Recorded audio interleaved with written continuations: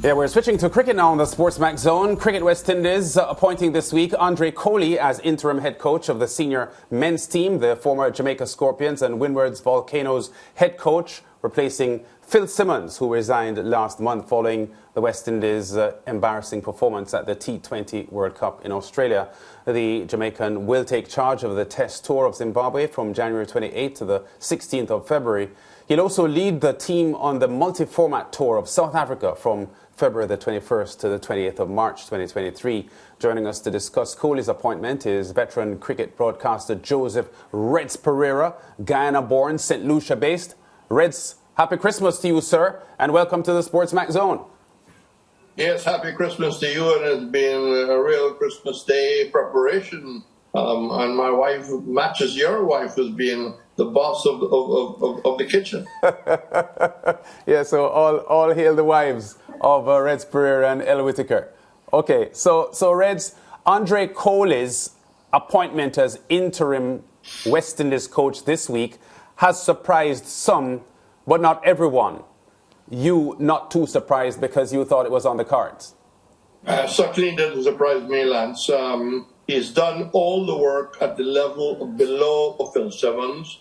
He was here in St. Lucia with the West Indies A team against Bangladesh. He's worked at the High Performance Center. He was assistant to Chandrapal in the CPL. And he's been with the West Indies team when India A came. Not surprised at all. I think they only had one choice, and that was Coley, based on the consistency. Yeah, when you say only one choice, you mean only one choice for this interim position? Yes, interim position. Yeah, so doesn't he? So doesn't he get consideration for a full-time job then? Since you feel that he was a shoo-in for the interim position, is he disqualified from a permanent appointment? Not at all. I think it depends on the success. Success is always handy to have, on your CV. It's a difficult assignment for him. The conditions vary a country mile from Bulawayo and Harare to Johannesburg, etc. And I think that we must bear in mind what he is inheriting in terms of a squad who is now maybe looking to find itself once more. It might need to be rejuvenated, especially in the batting department. I think that he's looking forward in his own way to be successful and to be considered going forward. Yeah, but apart from his recent associations, Reds, with the A team and so on, he has had a reasonably long history with the West Indies coaching staff, going back probably almost a decade. At various points, had been on the coaching staff of the West Indies men's senior team. Yes, I hinted at that, and there's no lack of being active. I think he's got some fairly high qualifications. I think I was reading that he has got the Australian qualification, and I think that I met him when he was here for the CPL. Very balanced, easy to talk to person, not cocky, and a good communicator. Yeah, and some people may forget, Reds, that he had won the regional Super 50 with the Windies Volcanoes a couple of years ago. Yes, he had a stint. He did some very good work with the Volcanoes, and I think that kind of experience does in fact help him to pick up the kind of experience you need to have outside of your own Jamaica squad. Reds, I want to show you a graphic of coaches we've had since the start of the millennium, since the year 2000. I mean, we have that graphic now, and then I'll ask you to comment. So here we go, Reds. 2000 to 2003, Roger Harper. 03 to 04, Gus Logie. 04 to 07, Bennett King. 2007, David Moore. 07 to 08, Henderson Springer. 08 to 09, John Dyson. 9 to 10, David Williams. Otis Gibson from 2010 to 2014. Stuart Williams, 2014-2015. Phil Simmons, 2015 to 2016. Stuart Law, 2017 to 2018. 2018, Nick Pothas. Richard Pybus in 2019. Floyd Reefer in 2019. Phil Simmons, 2019 to 2022. And Andfe Coley now. In that time, there were 8 interim coaches before Andfe Coley, who would make 9. So 9 interim coaches since the year 2000. And the others resigned, contract terminated. That was the fate of those coaches. So having regard to the men who've coached the team since the year 2000, I put this to you. Is coaching one of the problems that West Indies cricket has had if we start at the year 2000? I think it's fair to say that that's part of the problem. But what's also part of the problem, George Lance, is the fact that our first-class season is very, very short, maybe the shortest in the world. And if you have a first-class season that is not really allowing a lot of first-class cricket, you are going to struggle to provide that material at the highest level. What's also important, George, in answering that question, is what's happening below the first-class season. How many A tours we have had recently, how many A tours is projected. And bearing in mind, George, we only have 6 test matches in 2023. So it's what's happening at the level below the test, at the first class level, at the under 19 level, the under 23 level, at the 18 level. But stay with the coaches for a moment.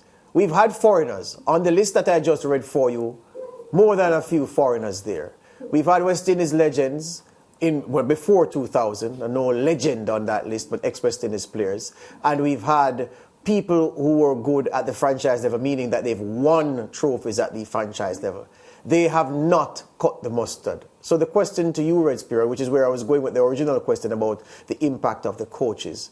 Does it matter who coaches the West Indies? And does it matter where that individual is from? Does it also matter the experience of that individual, given that we've chosen individuals from outside the West Indies, individuals from inside, individuals of various degrees of experience, and none of them has made an impact that you could say that man was memorable and that man was doing the job the right way? Well, Richard Pybus was the shortest coach employed and was successful, but was sent his way. Maybe if he had been allowed with his coaching staff, maybe with the very selected, who knows how far he would have gone after beating England in the West Indies in 3 days and 4 days, losing here in St. Lucia because Jason Holder was technically out of it. But, you have to get the right person. Whoever they choose in the future has got to be the right person with the right backroom staff. If you look at other teams, if you take the recent appointment of the former New Zealand Batsman McCullum, he seemed to be the right man for the job. Of course, when you have money, you can get the best. He turned down an IPL job to coach England. Our situation is that finance has always been a difficulty. Finance is probably a difficulty now. But Reds, you wouldn't argue that the West Indies coaches that I have just named have been paid pennies, relatively speaking, relative to what persons operating at that level are getting in corporate jobs in the Caribbean. These West Indies coaches have been well remunerated within the context or within the ambit of what Cricket West Indies has been able to afford. So it's not as if they've been paid peanuts. So again, I say, these coaches that we've had, is it that we've been so struck by bad luck that almost all, pivots apart, everybody else we've chosen since the year 2000 has been a bad coach. I don't think even if an organization tried to model and mess up the coach selection, that they could have gotten so many bad coaches right. So is it that we have a team that makes good coaches look bad and makes bad coaches look worse? Do we have an uncoachable selection here in the West Indies? Well, George, I want to go back to this very early point I made. If you do not have the process to bring on players so they make the transition from a promising under 17 to a promising under 19 to an 18 player, if you don't have that happening, you aren't going to produce the material that will, in fact, be coachable and to be able to make a strong West Indies a test side. And that, my friend, is the issue, because, again, you would agree, even though you've singled out Pybus for praise, you wouldn't say Pybus is the only good coach on the list that we just went through. But you're just saying, am I hearing you say, that given the deficiencies in the players when they come to the senior level, no wonder our results have been what they are, and no wonder our coaches at the West Indies level, senior men's level, have not been successful, because in large part they're getting players who aren't ready to operate at the top level. Is that what I'm hearing you say? And that is exactly correct. I mean, we have the shortest first-class season in the world. George, think about that. Yeah. Lance, women now? Yeah, all right. Reds, you mentioned to me earlier this week that you're interested in the backroom staff that would work with Andfe Coley. There are some rumors that Andrew Richardson may be in line for an assistant coaching position. Of course, doing some good work with the Jamaica Scorpions. Is that what you're hearing? Is there any news coming out of the CWI regarding the team that will be working with Coley? Well, what I did was to check who was his bowling coach here when they came to play the Bangladesh series. It was Houston Crandon. Houston Crandon has worked with Coley on at least 4 other occasions. So I think he should, in fact, be in some consideration. He had a very good report when himself and Basper Drakes sort of worked together. He's not available. So that is the name I've been hearing, that he could be maybe in the picture. Yeah, and of course, Crandon had done some extremely good championship-winning work with the Ghana Jaguars as well. So his CV comes in pretty strong there. So we await the CWI's announcement on that.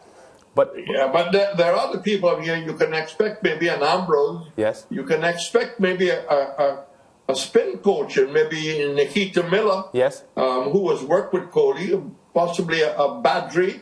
To help our spin bowlers.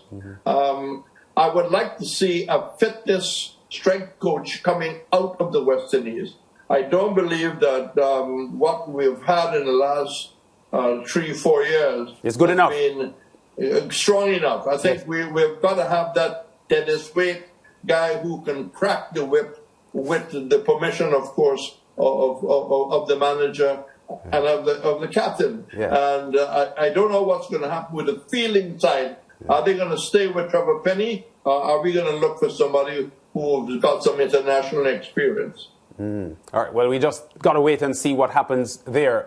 Before we leave this coaching position, because there's another urgent issue that we want to talk about with the women's cricket, Reds, but are you making any connection with Shivnarine Chandapal's quitting his job as the USA women's coach early next year to a possible transition into a West Indies job?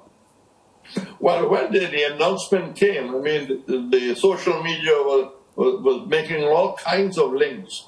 But I've dug a little deeper. I'm told that he was not happy with the administration around the team, the arrangements for the team, the treatment of the squad, payment being paid late, not maybe to him, but to the players, and the lack of consultation, I think, with him by the U.S. Cricket Association. Yes. So I think there was many fold he will, of course, complete his job, and then maybe he may be in line for the next senior coach, but we just have to wait and see. All right, well, let's move on now, Reds, to another big story in West Indies cricket. This time on the women's side, England completing a 5-0 whitewash of the West Indies women, winning the 5th and final T20 International at Kensington Oval Thursday night. Batting first, the Windies were dismissed for, get this, 43 in 16.2 overs. Janabi Joseph was the only player to get into double figures with 11, with Freya Davis 3 for 2 and Alice Davison Richards 3 for 5, doing most damage for this English team. England only needing 5.3 overs to reach their target of 44, led by 20 from Nat Shiver and Danny Watts 11. Hayley Matthews and Karishma Ramarak took a wicket each as the visitors ended on 44 for 2 to win by 8 wickets. Reds, not a good start to the Hayley Matthews era, and you told me earlier on today that last night's game was hard to watch.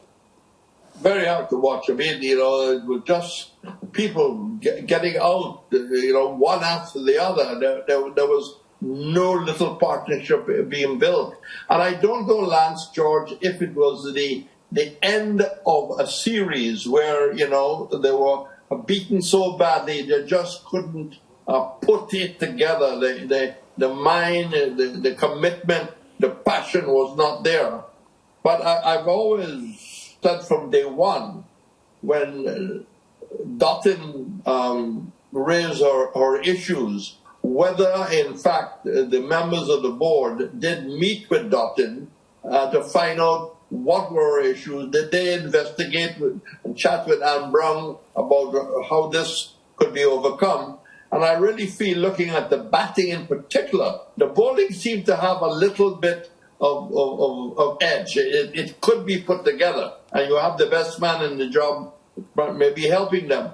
But is it possible that we can see Dottin and Taylor coming back into that order? Imagine them with any kind of form fitting into that batting lineup, George. Yeah, but Reds, that's our only hope. But Reds, Stephanie Taylor strikes me as someone who has exhausted her paraders. She's given so much. She's been world class for much of her time with the West Indies. And if she chooses to turn the wick down on her career, then I would have no complaints for what she's done and the way she has done it. Deandra Dottin has said that she's out. She's cashed in her chips. She's left the domino, the poker table, Reds.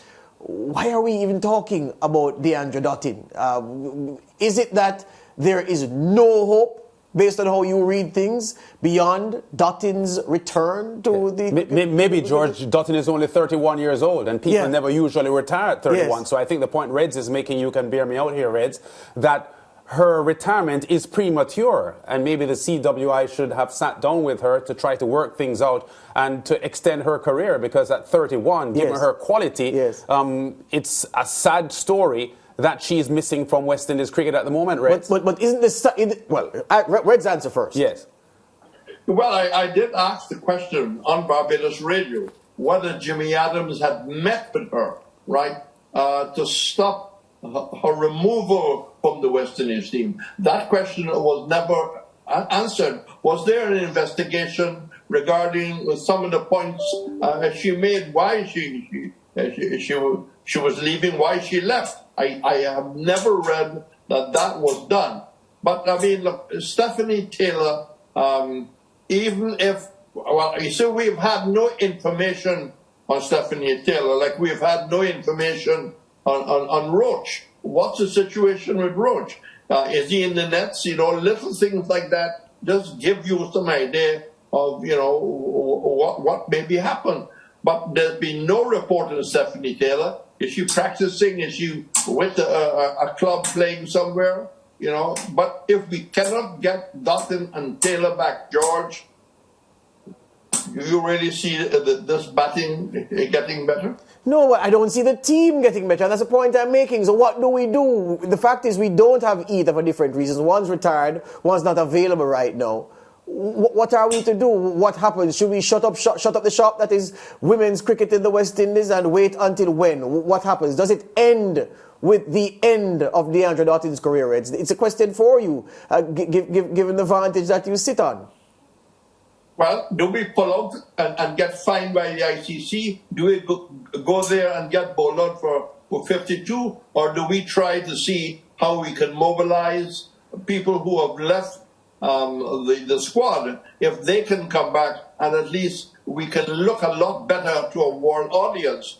And if it's worth the effort to see what's happening with Taylor and her recovery to full fitness, to see what Dottin may do if she's approached, I think it's worth an effort. So that means then, gentlemen, yes, there is no such thing as West Indies senior women's cricket. There can't be, because here we are, and it's not as if we're differing on the points that we're making, because it's a fact. Deandra Dottin out of the West Indies team. The brain of the West Indies team is gone.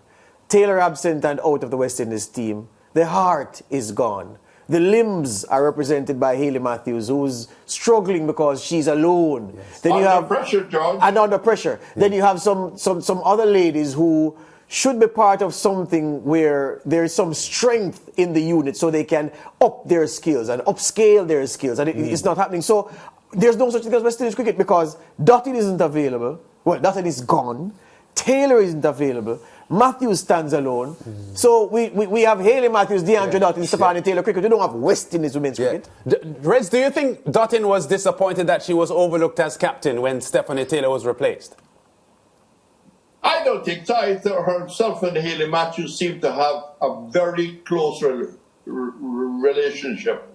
Look, when Conrad Hunt was overlooked and the vice captaincy went to Gary Sobers, there wasn't a gap in their relationship. I think people accept they're looking forward, because Hayley Matthews' appointment was looking forward, looking at the age of Matthews and the age of Dottin. Dottin would have been short term, and maybe very short term. But I don't think that was the reason. I don't think that was the reason. All right. We have not really gotten to the bottom of the reason, and it has not been, as far as we know, discussed, investigated. All right, Reds, we're going to leave it there. I want to wish you and your wife and all your friends in St. Lucia happy Christmas and all the best for the new year coming up, and we'll continue to keep in touch, sir. And I got my team in front of me. What team is that? The team to Zimbabwe. Bradford, Chandrapal, Hope, King, Thomas, Carty, Blackwood, Hope, De Silva, Roche, subject to fitness, Joseph, Moti, Karaya, Drakes, and I'm really not decided yet on my final fast bowler, but I'm taking two spinners. Yes. Conditions will change in South Africa, but here's hoping that we can have a camp in Zimbabwe, which will be much more economical and to put things together there. Okay, Reds, thanks for linking with us today on the SportsMax Zone on Christmas Eve. And happy Christmas to all, and a safe Christmas to all Jamaicans. Okay, the veteran Joseph Reds Pereira, 83 years old, over 50 years of broadcasting and commentating on cricket in the Caribbean and internationally. We come back with more on the SportsMax Zone after this.